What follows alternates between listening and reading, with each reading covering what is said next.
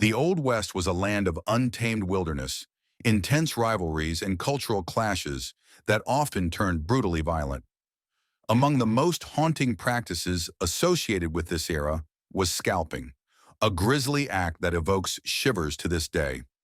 But the truth about scalping is far more complex than Hollywood's dramatic portrayals.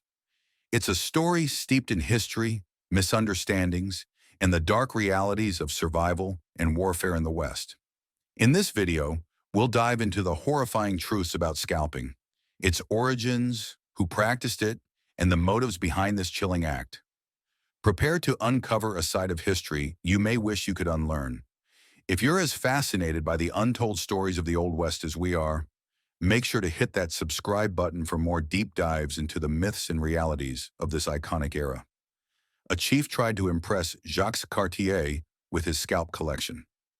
Jacques Cartier, a French explorer, may have been among the first Europeans to encounter a human scalp during his expeditions. While visiting the area now known as Quebec City, Cartier met Donnacona, a tribal leader.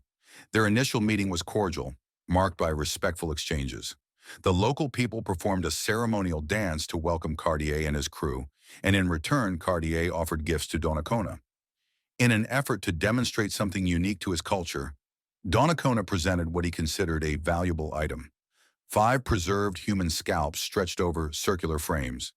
This display seemed to hold great significance for the chief, as it was likely tied to local customs of warfare and status. Reports from other Europeans who followed in Cartier's footsteps described similar practices among various indigenous groups. They noted that scalps were often taken after battles and displayed as symbols of victory or to intimidate adversaries. Accounts even mentioned that the scalps were sometimes brought back to villages and incorporated into ceremonies or communal activities. This practice was a form of psychological strategy aimed at unsettling opponents and asserting dominance. For the Europeans, encountering such cultural expressions was deeply unsettling, as it was unfamiliar to their own traditions of warfare. Though Cartier's logs do not detail his reaction in depth, they conclude with a stark note. After observing the scalps, Cartier and his men returned to their ships. This historical moment underscores the cultural differences and misunderstandings that often arose during early contact between European explorers and indigenous peoples. What one group viewed as a display of tradition and power, the other perceived as deeply foreign and unnerving. Some people were scalped alive. Scalping in the Old West wasn't solely about claiming a symbol of victory from fallen enemies. It could also be inflicted on individuals who were still alive. Historical medical records reveal that some victims endured the ordeal and sought treatment for their injuries. With swift medical intervention, some survivors had their scalps surgically repaired. While these procedures often left permanent scars and baldness, they sometimes allowed individuals to recover and lead functional lives. However, medical knowledge at the time was limited, and early attempts at treatment were far from ideal. One early method involved piercing the skull to stimulate tissue growth over the exposed area. While this approach occasionally led to some healing, it was rudimentary and caused significant discomfort. The resulting regrowth often left the skull vulnerable, creating a delicate area that required careful protection. In cases where no treatment was administered, survival was typically short-lived. Prolonged exposure of the bone often led to complications, including inflammation and infection. As the condition worsened, it could result in life-threatening health issues. These accounts highlight the challenges of medical practices in frontier settings and underscore the severe physical and psychological toll such injuries could take on individuals. Scalping wasn't just a brutal act, but a reflection of the limited medical resources and harsh realities of survival in the Old West. American colonies paid bounties for Indian scalps. Shortly after the Mayflower carried settlers to the New World, bringing aspirations of a peaceful Christian society, practices such as scalping began to emerge among European colonists. This grim development gained momentum during the Pequot War, a conflict that followed the death of trader John Oldham at the hands of Native Americans. The Puritans of the Massachusetts colony responded with a war that escalated tensions with neighboring tribes. During this conflict, the colony's governor incentivized the capture or death of Native Americans by offering rewards for their heads. However, the practical difficulties of transporting such large trophies limited the number of claims. In time, colonists adopted the practice of taking scalps, a custom they observed among indigenous groups, as a more manageable way to provide proof for their rewards. The practice quickly spread to other colonies. By 1641, the governor of New Netherlands established the first recorded bounty specifically for scalps, offering 10 fathoms of wampum for each taken from members of the Raritan tribe. The Massachusetts Bay Colony soon followed suit, implementing a system of payments that varied based on the age and gender of the individuals involved. For instance, scalps from warriors fetched 40 pounds, while those from women and children under 12 years old earned 20 pounds. Leaders urged colonists to actively participate in this system, framing it as a duty to protect their communities. This marked the beginning of a systematic effort to incentivize conflict, creating a chilling precedent for relations between settlers and indigenous peoples. Such policies reflect the harsh realities of colonial expansion and the devastating consequences for Native communities. Hannah Duston scalped her captors. Hannah Duston was an ordinary housewife and mother of 8, making her an unlikely figure to appear before the Massachusetts governor, requesting a bounty for 10 scalps. Her extraordinary story, however, reveals the harsh realities of survival in the late 17th century. In 1697, during an attack on her home in Haverhill, Massachusetts, members of the Abenaki tribe descended upon the village. While her husband, Thomas, managed to escape with 7 of their children, Hannah and her newborn daughter were left behind. Tragically, during the attack, the infant was killed, an event that deeply shaped Hannah's resolve. Hannah was taken captive and brought to an island by her Abenaki captors. While enduring this ordeal, she observed her surroundings and waited for an opportunity to act. One night after her captors had fallen asleep, she and 2 fellow captives seized the chance to escape. Using tools at hand, they neutralized their captors, ensuring their own survival. Before leaving the site, Hannah and her companions took physical evidence of their actions to present as proof of their ordeal and bravery. They then commandeered a canoe and made their way to safety, bringing other captives with them. When Hannah appeared at the governor's office, her account and the evidence she presented highlighted the brutal complexities of life on the frontier. Her actions were controversial, reflecting both the desperation and resilience of individuals caught in the violent conflicts of colonial America. Henry Hamilton paid Indians for the scalps of American revolutionaries. During the American Revolution, a British official named Henry Hamilton gained notoriety under the nickname the Hair Buyer General. Tasked with enlisting the support of Native American tribes to counter the American revolutionaries, Hamilton resorted to controversial practices, including offering rewards for scalps. Hamilton's writings reflected the prejudices of his time. He referred to Native Americans in derogatory terms, framing their involvement in the conflict as an exploitation of what he viewed as their natural inclination for warfare. He incentivized tribes to bring back scalps from American combatants, although he instructed them to avoid harming women and children. To facilitate this arrangement, Hamilton supplied tools such as knives specifically for the task and kept meticulous records of the scalps presented to him. On one occasion, he reportedly received 129 scalps in a single day, a stark reminder of the brutal tactics employed during the war. However, the practice fueled a cycle of retaliatory violence. In response to these actions, American forces began targeting Hamilton's allies, sometimes adopting similar methods and acts of reprisal.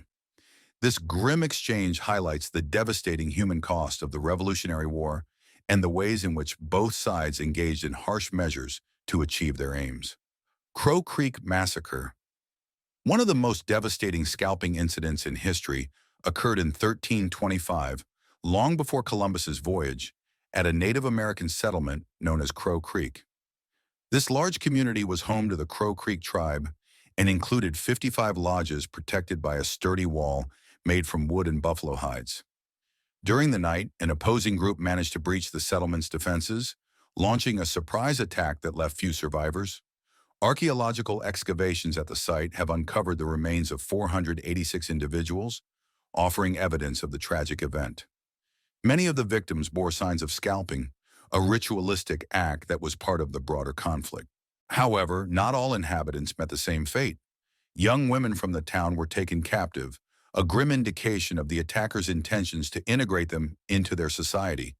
The identities of the perpetrators remain unknown, as the only evidence comes from the remains and the stories passed down through generations. By the time European explorers encountered the site, members of the Arikara tribe spoke of a great village that had suffered devastating consequences, possibly hinting at the Crow Creek tragedy. This haunting discovery underscores the complex history of intertribal relationships and the turbulent realities of pre-Columbian life on the Great Plains. Us rangers went on scalp hunting expeditions. In the early 1700s, some U.S. rangers became professional scalp hunters, venturing into the wilderness with the goal of claiming rewards for the scalps of Native Americans. These expeditions were driven by financial incentives, with significant sums promised for each scalp they brought back. One of the most notable figures in this practice was John Lovewell, who gained fame for his success in these missions. He became something of a local celebrity, celebrated for the number of scalps he presented. On one occasion, he even fashioned a wig from the scalps he had collected and wore it through the streets of Boston, showcasing his exploits. For Lovewell, scalping proved highly lucrative. At the time, he earned £100 for each scalp, a substantial sum that significantly elevated his wealth. This pursuit of profit turned scalp hunting into one of the most profitable endeavors of his life. However, his ambitions ultimately led to his downfall. Lovewell organized a group of 47 men to attack a village with over 100 residents, likely intending to maximize his share of the rewards by involving a smaller team. Unfortunately, he underestimated the risks. The mission ended in failure, and Lovewell lost his life during the conflict. In a twist of fate, he was scalped after his death, a poignant reflection of the perilous nature of such pursuits. This episode highlights the harsh and morally complex realities of frontier life, where personal gain often clashed with the immense human cost of conflict. Kentucky militia would strip naked and take scalps. During the War of 1812, some American groups had adopted the practice of scalping as part of their military actions. Among these, a militia from Kentucky stood out for its particularly aggressive and symbolic approach to warfare. The Kentucky militia often painted their bodies with red war paint and stripped down to minimal clothing before launching attacks on British and Native American camps. Their actions went beyond conventional warfare. They collected scalps as grim trophies, despite there being no financial incentive for doing so. An officer from Pennsylvania documented a shocking encounter with a Kentucky soldier. He described the soldier casually removing scalps, treating them with salt, and stretching them over hoops, seemingly as keepsakes from the battlefield. This behavior drew widespread condemnation across the United States. The British used such incidents in their propaganda efforts, portraying the Kentuckians as uncivilized and uneducated. Despite the public outcry and international criticism, some members of the militia remained unapologetic. One young soldier even sent a scalp home to his parents, writing that they approved of his actions, expressing pride in what he had done. This story reflects the brutal realities and cultural divides of the era, illustrating how wartime behaviors could provoke both national shame and personal pride within different contexts. The Sand Creek Massacre, the betrayal that changed Cheyenne and Arapaho people forever. When the Civil War broke out, tensions between Union soldiers and the local Cheyenne tribe escalated over allegations of livestock theft. Union troops, unwilling to tolerate the perceived offense, retaliated by targeting Cheyenne camps, burning them to the ground. The Cheyenne, led by Chief Black Kettle, sought to avoid conflict. Black Kettle approached Colonel John Chivington, pleading for peace and expressing his desire to bring reassurance to his people so they could live without fear.